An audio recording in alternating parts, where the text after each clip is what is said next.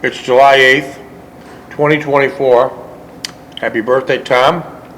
I'm with Mr. John Jeckovich, decorated World War II veteran. And this is the second segment of his book today, And we're on chapter 8, page 192, Jean, Sonatas, and Bombers. Everyone left the movie a little after 1900 hours, and I fouled out a little later. I signed out of the orderly room, and Sergeant Whalen was there. He stated that I'd better hurry, as I'd be missing the movie. I nodded and left the orderly room. When I got onto the street, instead of turning right, I turned left on Barn Street, heading towards the shower area, and ultimately to Jean's cottage. So you weren't going to the movie, correct? Yeah. Right. What's your dog tag number, sir? 429-265. You're sharp as a tack and you look chipper Right. today. You're sharp as a tack and you look chipper today. You look damn chipper today. Yeah. Chipper, let me compliment you, sir. As I walked up the steep incline on Barn Street and Parrots Road, past the showers, I thought how strange it was. Once again,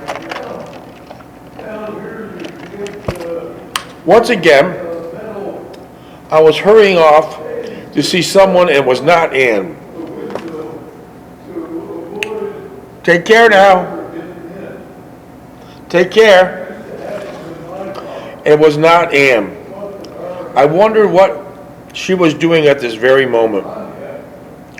My first impulse was to turn around and head back to the movie.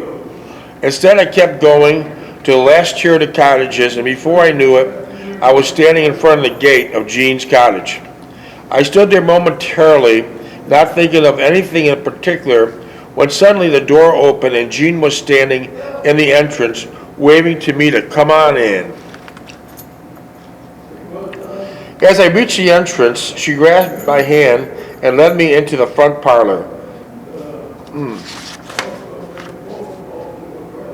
My first impression of the cottage, from a very rapid and cursory glance about the room, was that indeed modest by comparison to what I had been accustomed to Anne's house. The rooms were small and sparsely furnished, and it seemed to me to be appearance of old-fashioned furniture, which was not contemporary as I once had at home. There were small open fireplaces all crackling away in each room, but one could still feel the dampness from the thick stone walls so prevalent throughout this country. The floors were bare, with the exception of a few scattered rugs placed strategically about the rooms. The floors themselves were wood, made up of wide planking, scrubbed and polished to a deep penetrating shine.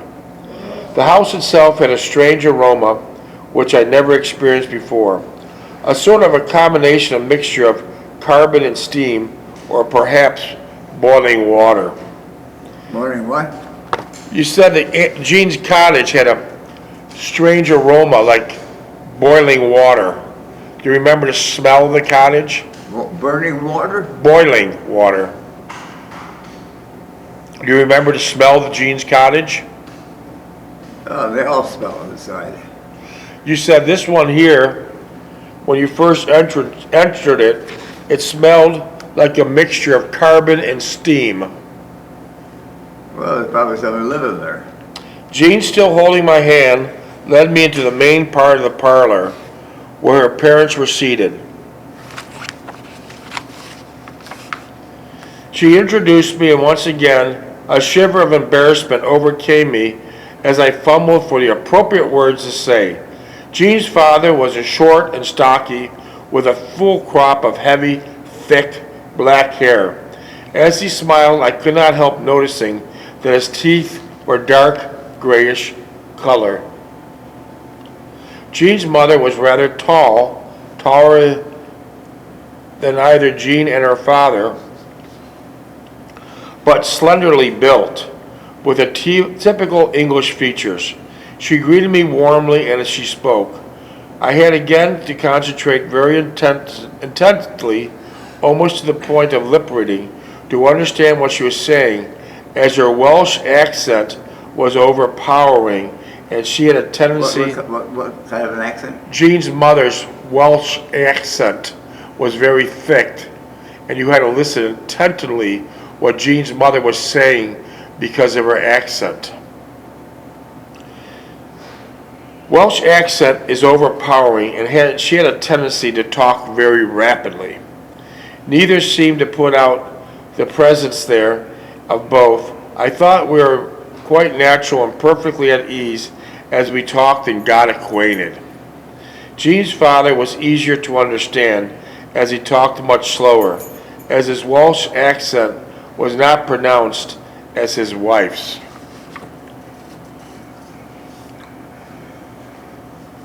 Jean and I sat on a small couch opposite her parents, and I could notice almost at once Jean was completely dedicated to both of them, and her parents were equally devoted to her. I thought it strange that some families compel devotion and care for one another deeply, and other families are not as fortunate and must struggle throughout their lives together, forever haunted and ridiculed by one another, never showing their true affection that must be instilled in their somewhat deep down in their psyches. Minutes? 23. Miss Young brought some tea and crumpets, small fry cakes, and tibbets. I attempted to balance them and try to carry on a plausible and reasonable conversation.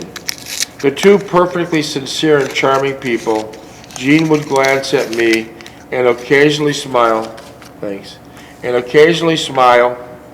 and then turn away to listen to what one of her parents was saying. At 2100 hours, we listened to the BBC, British Broadcasting Corporation. Did you like listening to the BBC? Oh, yeah. 9 o'clock. From London, Yeah. which gave us all the latest war news and casualties inflicted during their air raids and bombings in London. It seemed that the British not only contend with the nightly air raids over London and several port cities, but also the daily occurrence of the buzz bombs flying over England day and night. There were automatic, pilotless robot planes loaded with high explosive and would come down anywhere once they ran out of fuel. It was indiscriminate flights and touchdowns that had the entire British population in constant terror. Jean's father was the mayor of Haverfordwest.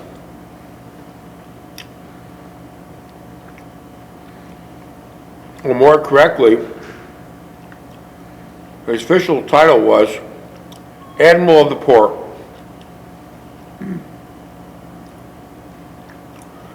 Haverfordwest was the area administrative center and was naturally originally a Norman castle stronghold. It gradually evolved into a trading port with thrived and well unit the advent of the railway. The castle is now a most interesting museum. Jean's parents were completely engrossed in listening to the news and the final analysis of the daily events as far as the war was concerned. They had no sons in the service, and their only child was Jean. But they both had relatives in the several branches of the service. They also both suffered personal losses during the Blitz. Miss Young's younger sister and children were killed in the air raid outside of London. And Mr. Young had a mother and brother killed when the buzz bomb landed in a little village of Swansea. As we talked, I became more relaxed as it brought back recollections when Anne first introduced me to her mother at home. Never in my wildest imagination would I have believed that I had to repeat performance in the same scenario. Whether it was an omen of sorts, I could not speculate, but the most certainly it appeared to have a lasting impression on me. I am not superstitious by nature, but this event had me casting doubts on my own aspirations. Minutes? 19. What? 19? After the news, Jean suggested we go for a walk before I went back to the billets. I said a cordial good night to Mr. and Mrs. Young, thanking them. So Mr. and Mr. Young were fine people. Mr. and Mrs. Young, Jean's parents, were fine people. Yeah. Do you remember what they looked like? Well, Mr. Young was short. Mrs. Young was a little taller than him. Did you have any snacks there? Did you have any food Oh, there? she had tea and crumpets, yeah. Was it She'd good? always jump and put tea and crumpets and stuff on the table. Do you want to lay down your key there so you're not bothered holding it? What? Why don't you relax and lay your key down there? You don't need to hold your key. Your key, lay it down so you don't have to hold it. What? Your key. What about this? Yeah, it's too much. Lay it down. You don't have to hold it. I'm all right. You all right? Yeah, I'm all right, yeah. Okay. So tea and crumpets. As we reached the street and began walking, I took Jean's hand and remarked that she had extraordinary parents and I liked them only after a first visit with them. She was pleased and I realized that she liked hearing the complimentary remarks concerning her parents. So Jean was very close to her parents. What? Jean was very close to her parents. Yeah. And her Well, parents she was the only daughter. and her parents and Jean got along just fine. Oh, yeah. She worked in the father's office there. Okay. And he was the mayor. Yeah. Burgermeister. Actually, you said later in your book, he was the mayor of Haverfordwest, but more correctly, his official title was Admiral of the Port. Admiral of the Port. Admiral of the Port. While we walked and talked about many things, mostly what we would be doing this time next year, if she would still be in touch with one another, Jean only sighed and remarked, Jean only sighed and remarked how beautiful the sky looked, with the huge clouds rolling by momentarily and shutting out the light of the moon, and then once again reappearing, illuminating the darkened streets and the houses. Overhead, we could hear the heavy drone of many aircraft in the distance, and I could not tell in which direction they were headed, but when they reached the end of the street,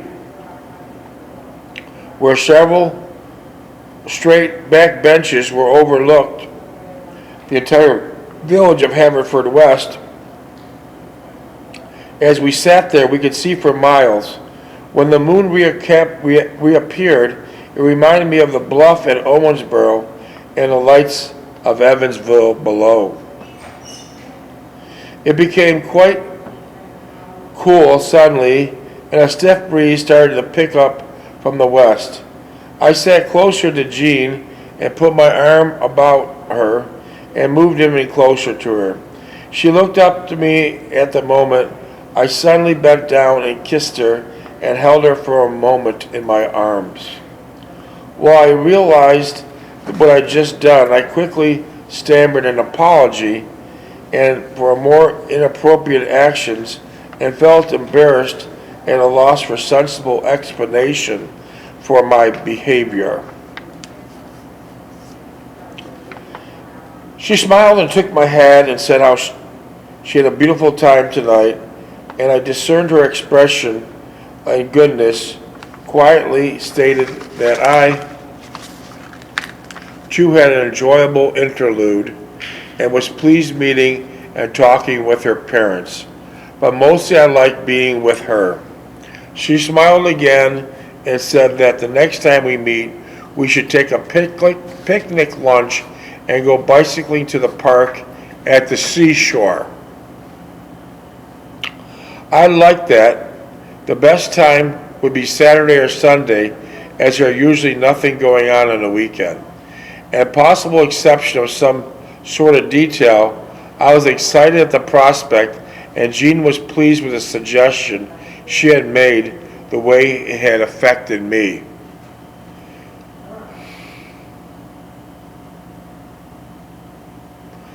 When we discussed how would we best communicate with one another, she finally came up with a solution that I would call her at work during the day hours, and at night I could reach her at home.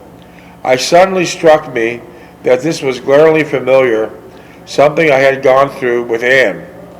Before I could contemplate its ramifications, Jean was enumerating several phone numbers which did not make much sense to me.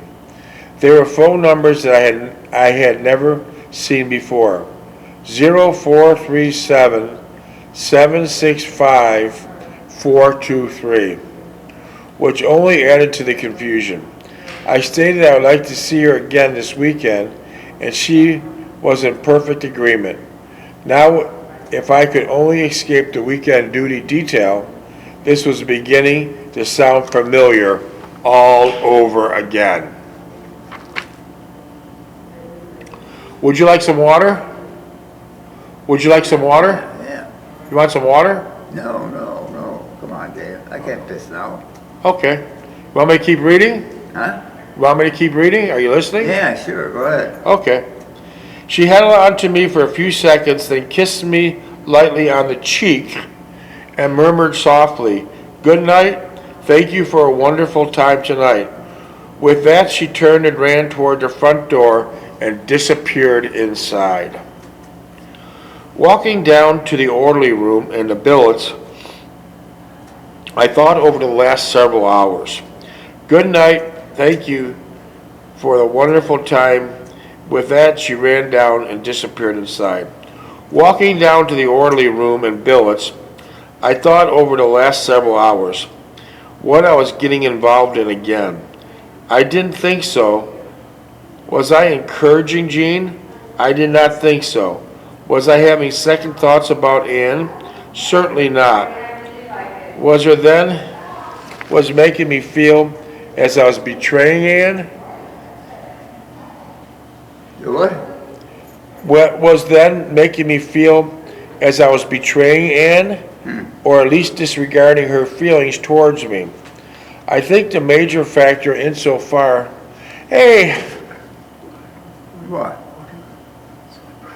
Thank you.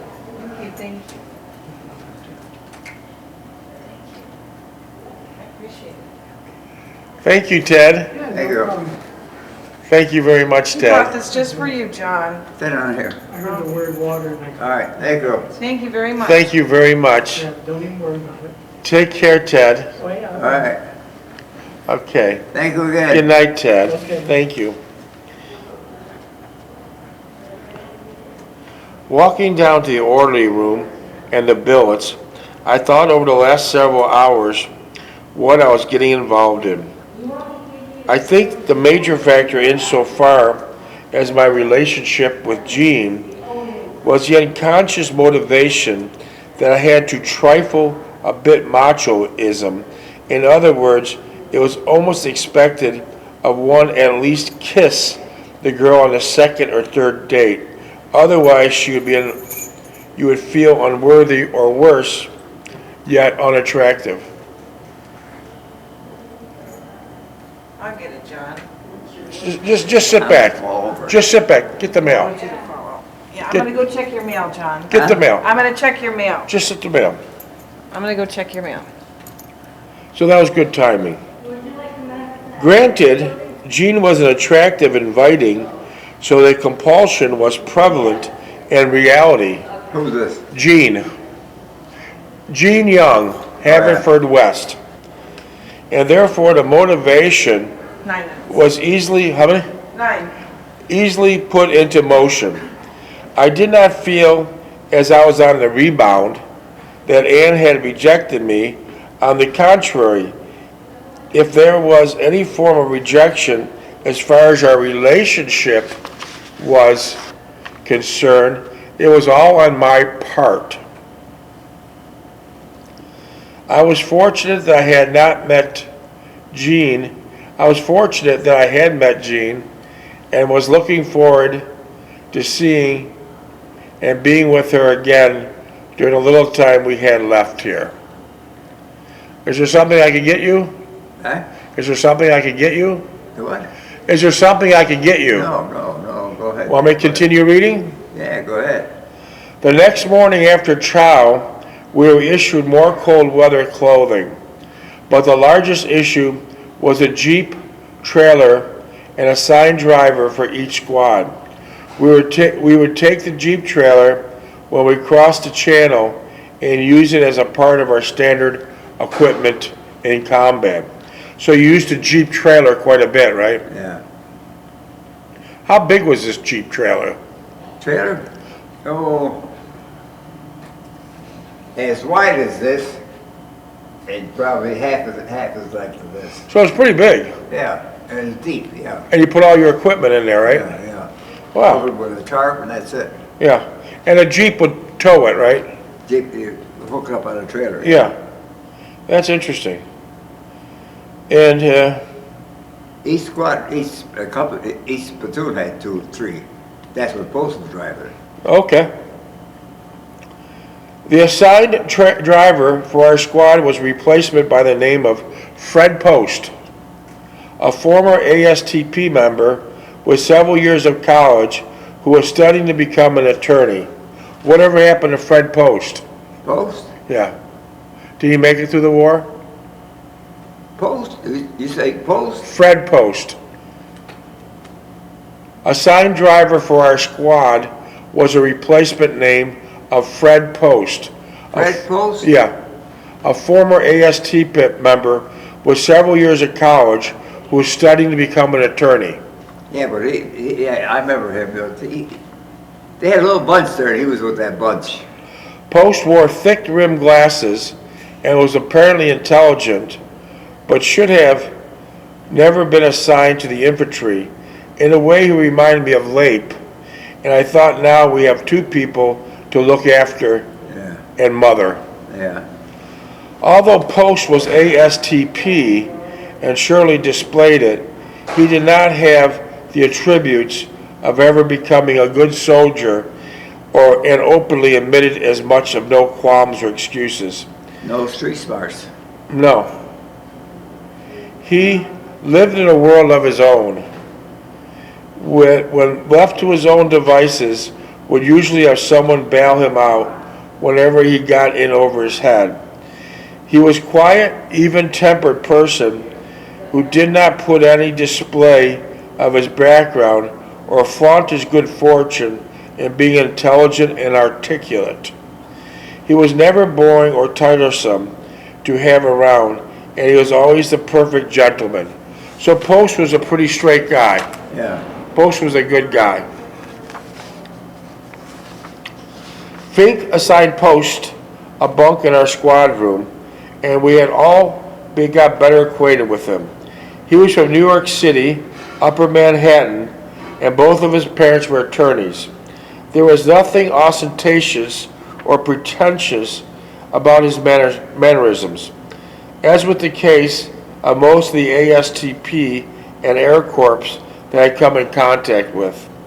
Although Post spoke articulately in 3-syllable words in a lengthy discourse, it did not make me feel uneasy, since he did it so naturally with such polish and refinement. We all thought it was his true nature. The only negative aspect we found to be true of him was that he did not take to showering too often, and he wore his clothes too long without changing them. So he didn't have great hygiene. No. No. Okay.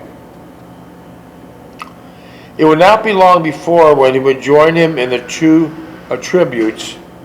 Outside of that, as we called him, adjusted into our immediate circle, we all accepted him and he became well liked. The next night, I was assigned to a fire watch in our building. Luckily, I had 400 hours to 600 hour tour. Lambert from the second platoon woke me up at 4:15 hours and stayed with me until I was fully awake and dressed. As I walked about the buildings, feeding the soft coal lumps in the fireplace in the various rooms, I thought how similar this was to what I had done at Upton. The only exception was now on the opposite side of the Atlantic. So same thing you did at Camp Upton. The what?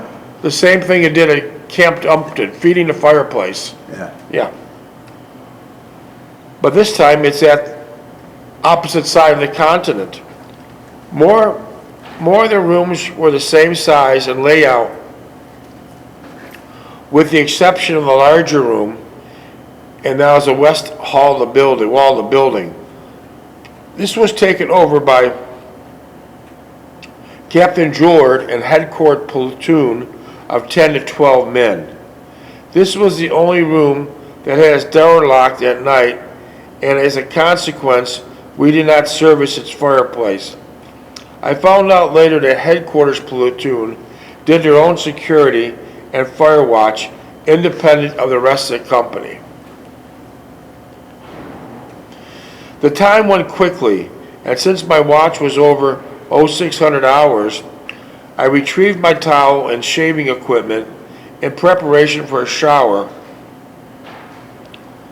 before it got too crowded in the shower room. Walking to the shower building, I was reminded this was Sunday morning and I should get in touch with Jean to find out her plans for the weekend. I felt certain that I would have no further details thrust upon me for the remainder of the weekend, so I decided to call Jean from a public pay box and after afternoon chow. Calling out on English public phone was no simple task. First of all, I had to get the right amount of change, which seemed like play money we're used to when we played Monopoly when I was younger. And then I had to figure out numerals on the rotary dial. After several futile attempts of unveiling attempts, I succeeded in getting through. 1 minute, 40 seconds. Huh? 1 minute, 40. 4? 1 minute, 40. Oh. Finally, she understood and handed the phone to Jean. I detected a bit of amusement in her voice as she spoke, and she apologized for her mother's Welsh accent. So when you called Jean's house, her mother answered, and she didn't know what you're saying. Correct? Yeah. It was nearly impossible to understand over the phone. I asked her about the bicycle ride, and she promised me